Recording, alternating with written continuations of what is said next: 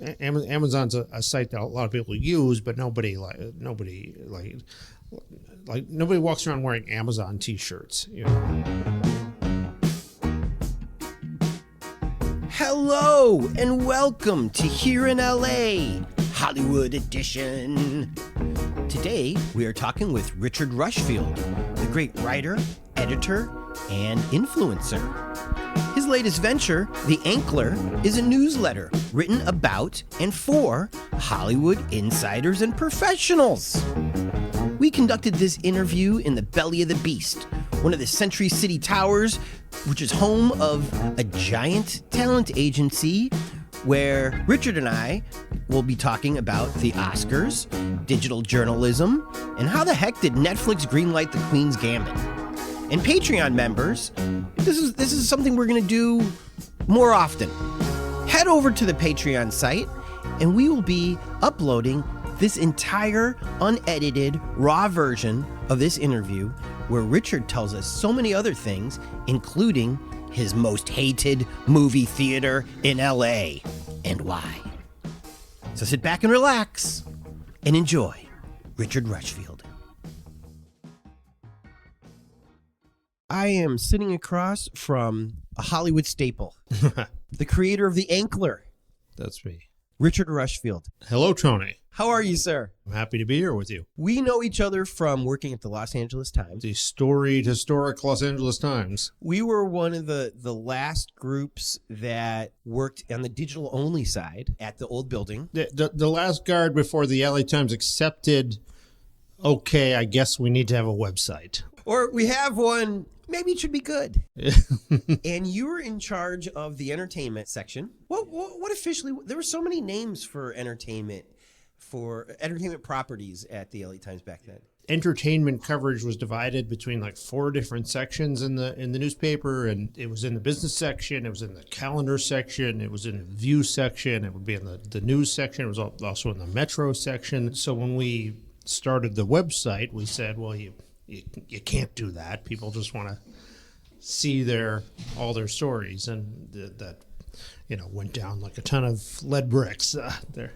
What was your title officially? When I came in, I was a senior editor of LATimes.com, which was our friend Rob Barrett had just become the general manager of it, and it was kind of used as the dumping ground for people from the newsroom, where they didn't know where to put them. At that point, you couldn't be fired from the LA Times. So he just said to me, I just need someone with a pulse, like, around there. So just come in. I don't know what you'll do. You'll just go around and we'll call you senior editor. Maybe it won't last very long.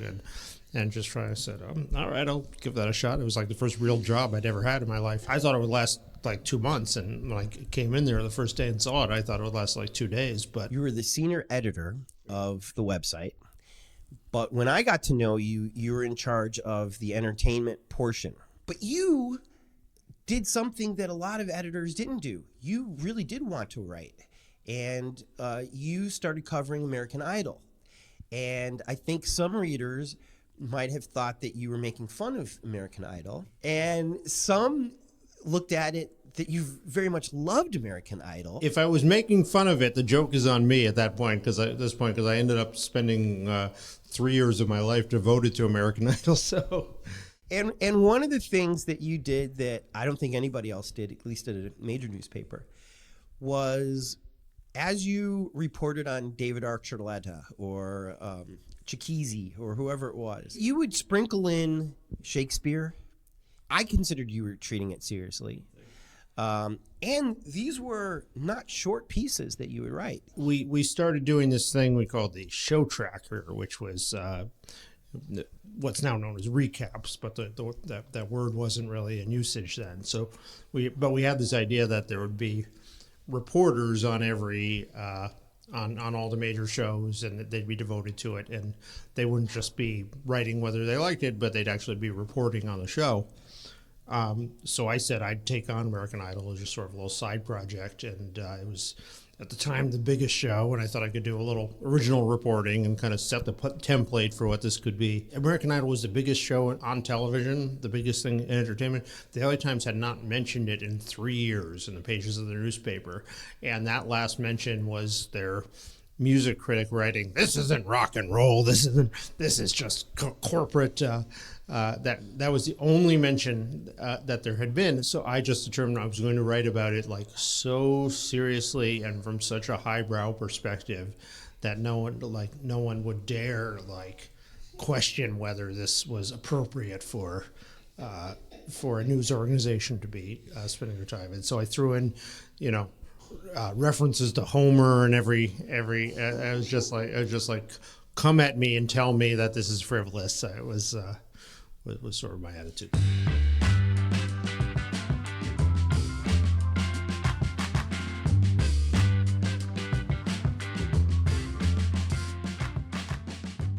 Are you enjoying Disney Plus? Yeah, I mean, my kids like it a lot. I watch. I'm now. There's a couple of the show. WandaVision is on my list of shows to get around to. Oh, you haven't seen it yet? I mean, I've got like a year lag of when a show comes on and when like I can get through it, like get to it. It's like I'm so. So right now you're a year behind. You've got a backlog. I'm watching the first season of All Mankind right now, which came out I think a year and a half ago.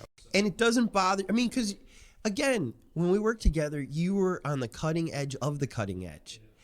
But it doesn't bother you to be a little bit out of the loop now? I didn't have kids then, and I can watch 5 hours of TV a night. Like the now I've got like half an hour of TV a night if I'm lucky, and half that time I fall asleep before then. So, but also it's at some point it's just too much. You can't watch every show that they're buzzing about anymore. Well, it's funny you mentioned WandaVision because there is a YouTube channel called Screen Crush, which reminds me a lot of Show Tracker. And it's a guy that explains to you what the hell you just saw, which, by the way, I needed during Lost. I think you had Patrick... You had Patrick Day, and I'm trying to think who you had before that. But anyways, I needed that back then. I mean, we all were riveted to Lost, and we thought we were seeing stuff. Maybe we were seeing stuff. But I didn't believe that I saw what I saw until Patrick Day told me that I saw it. And then he would tell me 5 things I didn't see. And so when I started watching WandaVision, and I don't know about you, but I wasn't a comic book kid when I grew up. And so because Marvel has this great advantage, in DC too, of not having to worry about original stories, they can just go back to the comic books and say, oh, that's an interesting plot. Let's run with that. Places like Screen Crush can tell me, oh, well, in 1965, this was the storyline, and this is what Wanda's doing with that. And it made a world of difference for me. And so now I'm watching Loki now, but like, it's great. It's great because this is an Oscar award style actor in the money-making business, which is Marvel. The budgets on these movies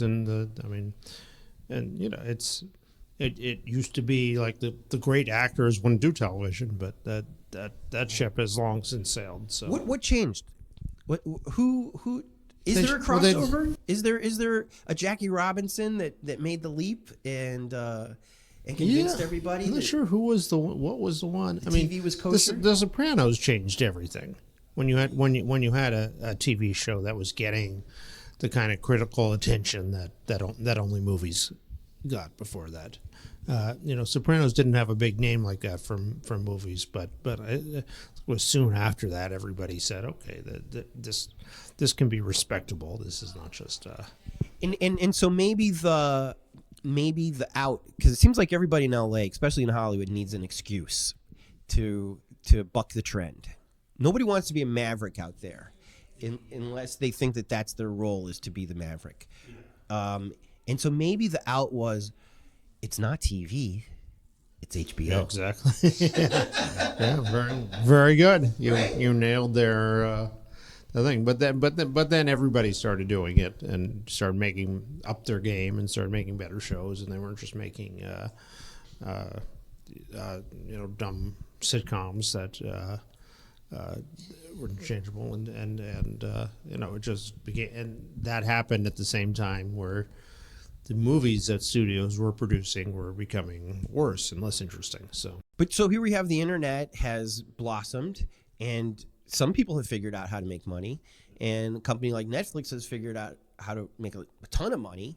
And in Hollywood proper, I have now seen 2 Netflix buildings sprout up, and I believe a third one is about to sprout up right there on Sunset Boulevard.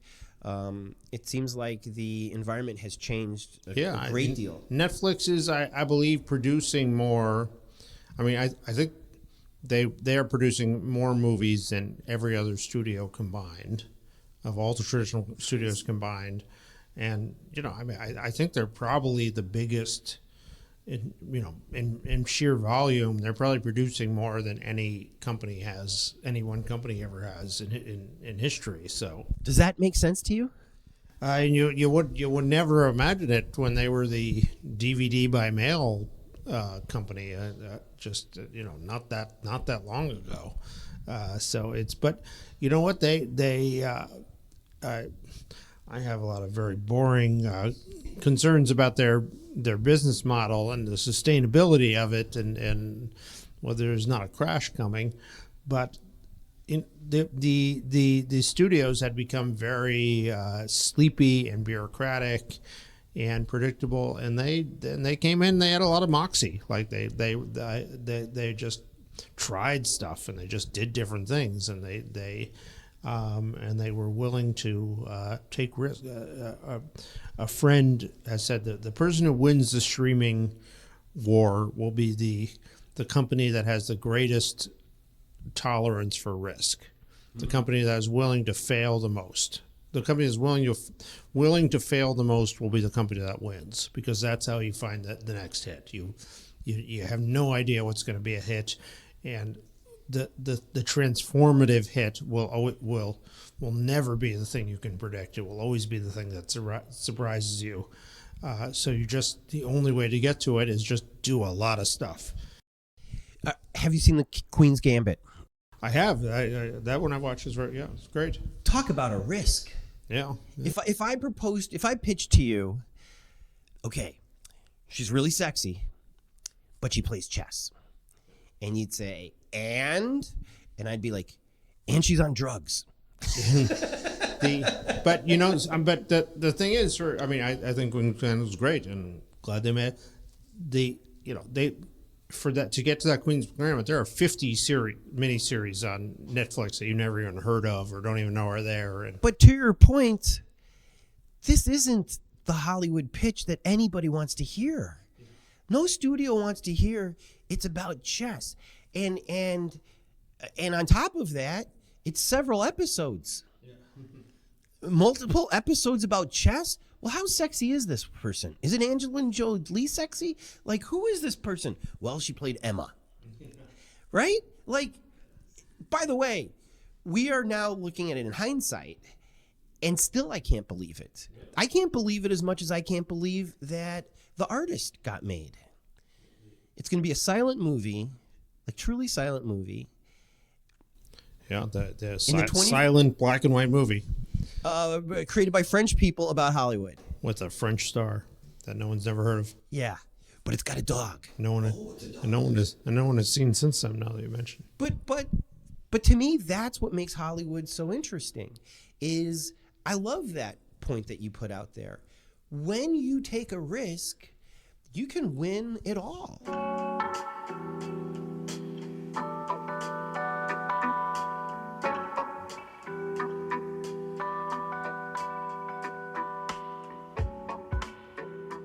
So let's talk about Hollywood proper as it relates to American Idol. And again, you would know way better than I do, but for a little while, the finale of American Idol was in Hollywood. Yes, at the same place as the Oscars. Yeah, The Dolby Theater, was it called the Dolby back then, or was it I the think it was Kodak? the Kodak then. So yeah. And then it got moved to downtown LA. Yes. And can you explain to people who don't live in Hollywood what that difference would be to have a finale at LA Live, or now it's called Microsoft? I guess it was the Nokia back then. Yes, the Nokia. Compared to- Nokia at LA Live, I think it was called. Compared to having your finale at the Dolby Theater in Hollywood Boulevard. I mean, the Dolby is kind of weird. It's kind of a weird theater in the middle of this huge mall that was built that was a failure, but somehow never put out of its misery. So it's kind of a weird, but it's connected to the Chinese theater, which is I think second only to Disneyland as tourist destinations in Southern California. So it's kind of a historic spot. The LA Live is just some new real estate development. You wouldn't call that a downtown. mall too? I mean, I guess it is. I haven't been down there for. I mean, it's got the Staples Center there. It's got Maybe it's not a mall unless you have a hot topic. Yeah, they had they reopened Trader Vic's in there for a while. There was Trader Vic's had a revival in that mall for a time, but it was it's an entertainment center, I guess they call it, rather than. I mean, I would consider it very stale. It's a little too shiny. It's got no soul. No, it's very modern. I mean, it has no relation to the community around it. It's just this giant slab of concrete and metal, like plopped down in the middle of a depressed area in the sort of the edge of downtown there. But It would have been a parking lot if not for AEG buying it and saying, let's put our headquarters here, and let's put a couple of venues, a small venue, a medium-sized venue, and then Staples Center. And so I guess what I'm asking is, did you feel Hollywood glamour when American Idol's finale was at the Kodak, or did you feel like you were next door to a mall? it was, American Idol was always striving for sort of classic glamour. And being at the Kodak at that theater where they have the Oscars, it did kind of help that, and it did. They do the whole red carpet, and like I said, there were hundreds of reporters there. There was a time where they get every music act everybody came on. Let's continue talking about the Kodak, the Dolby. Have you seen an Oscars there? I when I was at the LA Times, I went to the Oscars there, I think 3 times, covering it for the Times. So you covered it because I've worked there. I know that there are several different places that a reporter can be. One of them is where the winners arrive. It's kind of it's almost like a convention hall setup, but a little bit smaller than that. There's also the red carpet where you yell at them. Which one were you? So I was seated in the theater. Oh, and then there's that. But we literally got the Kodak Theater has many tiers, and we literally were at the ceiling. We're at the last row of the highest level, which is very high, extremely high, extremely far away. You can't you certainly there's certainly no one resembling a star like anywhere within 100 miles of you, and you can't even really see down to the floor where they're at. And I remember the first time we got there, you're all excited to be at the Oscars, and it's the first time you're there, and you realize you're sitting in a uncomfortable theater seat in the very back row, and then as you do when you make an Oscar, you turn to your neighbor and you make some snide comment, and I was shushed by everyone around me, and I was just like, oh my God, I'm gonna have to just sit here for 4 hours and just watch this, just watch the show without talking, and I just said, I gotta get out of here. So on the ground floor, there is a bar where the stars sneak out to, and you have free bar. Yes, with good champagne. rebar, the Eastman Room, it was called when it was the Kodak Theater. And you can't go down to the every level. You have to have the right colored ticket to go down there. So it's only it's only about 600 people on the floor. So it's really stars and the real producers and the friends of, and you can't go to the stairway down there is guarded. But I tried a few elevators. And everyone would get off and they say, "May I see your tickets?" And I would have, "Oh, sorry, well, I'll go back up."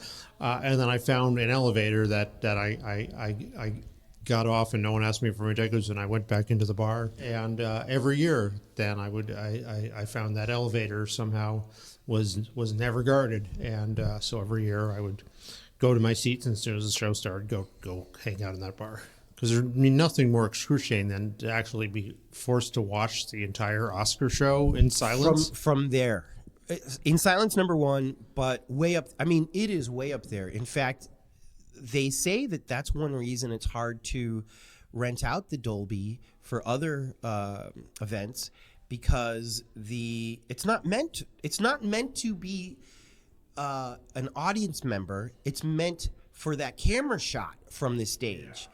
So that it looks like it's this big, glamorous, sparkly thing. But when you're up there, and by the way, Academy employees are allowed to have a ticket. And so my poor mother. Oh, I just remember, though, when I realized, like, I'm going to be stuck in this seat without talking. Like, you can't play with your phone. Like, I just remember the wave of panic that came over me. Like, I got to get out of here.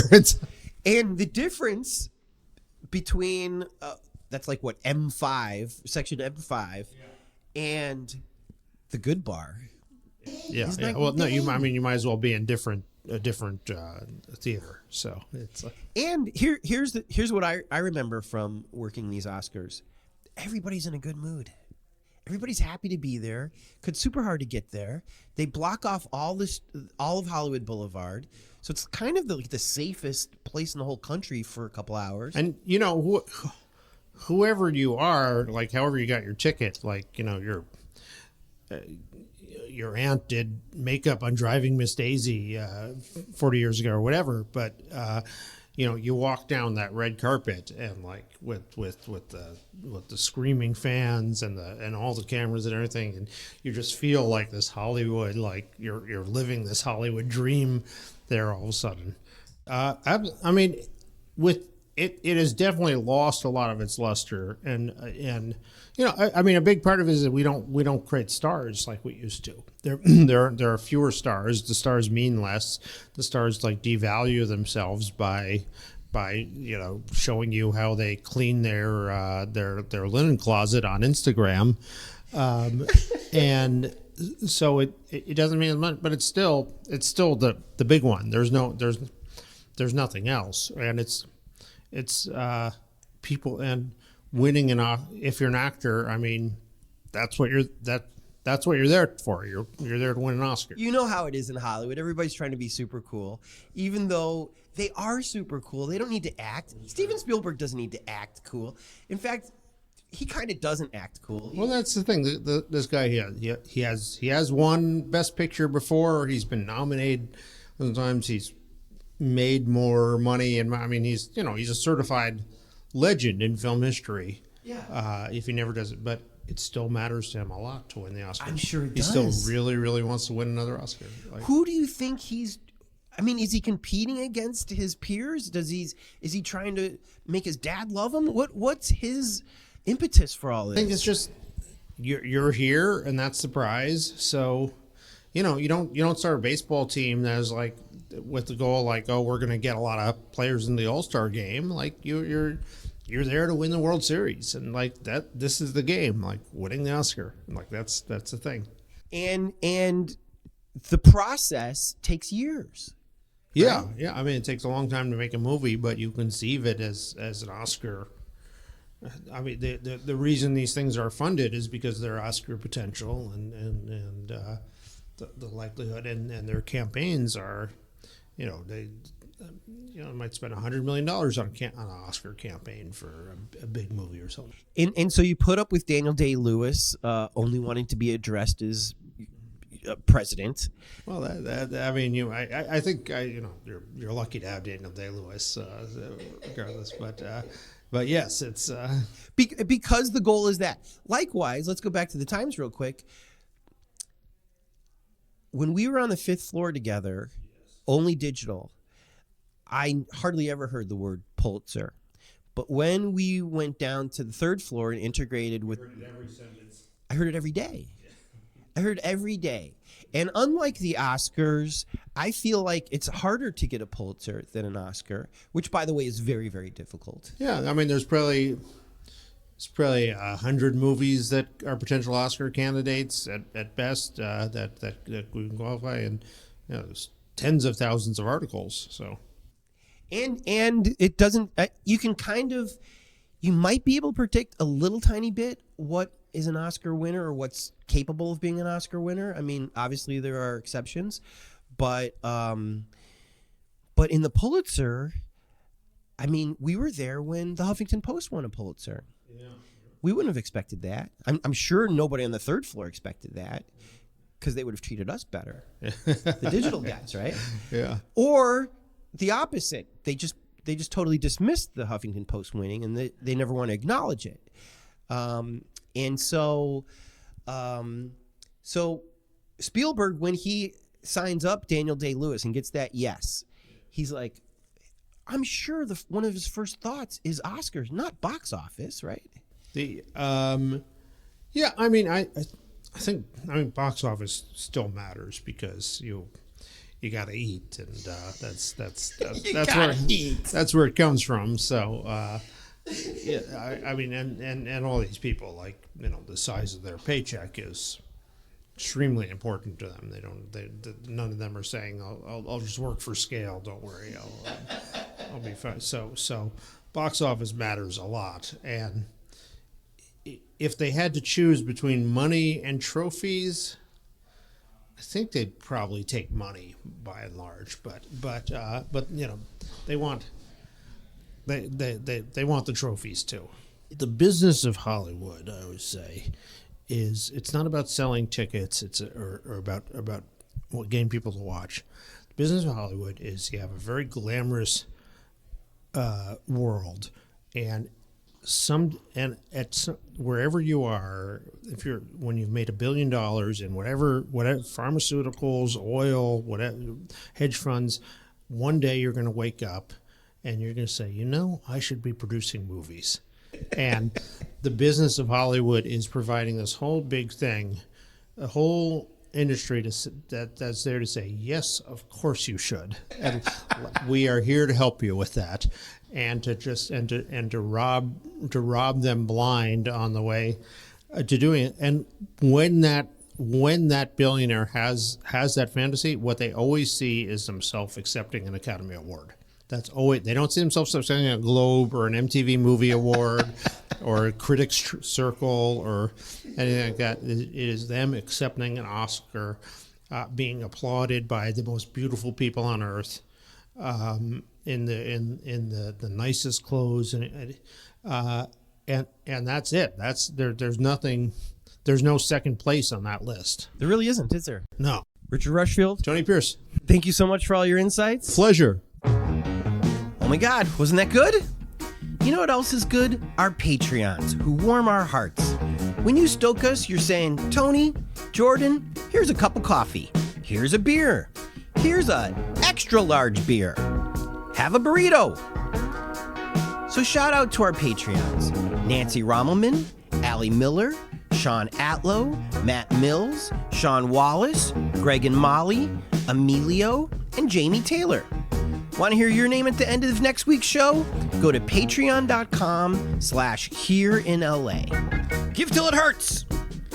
Here in LA is produced by myself, Tony Pierce, and the 3-time Wimbledon champ, Jordan Katz. Editing, mixing, and music supervision by Jordan Katz. Songs by Orgone and Jordan Katz. We usually put out new episodes every Monday and Thursday, and we have a detailed corresponding blog that goes with each interview that can be found at hereinla.com.